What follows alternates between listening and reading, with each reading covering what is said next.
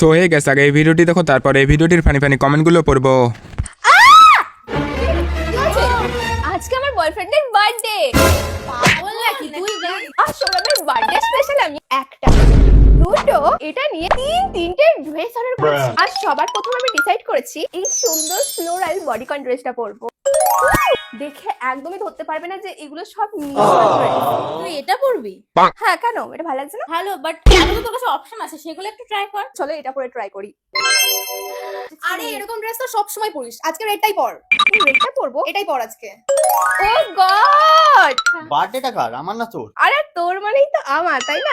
দিয়ে দেয়। সত্যি আমার বন্ধুরা আমার পাশে এইভাবে না থাকলে এত সুন্দর করে আমি সৌরভকে সারপ্রাইজ দিতেই পারতাম না। আর এত সুন্দর সারপ্রাইজ পাওয়ার পর কেই না খুশি হবে বলো? সৌরভ কিন্তু বিশাল খুশি হয়, বাট একটু বেশি ওভার অ্যাক্টিং করে ফেলে। তারপরে আমরা কেক কাটিং করি।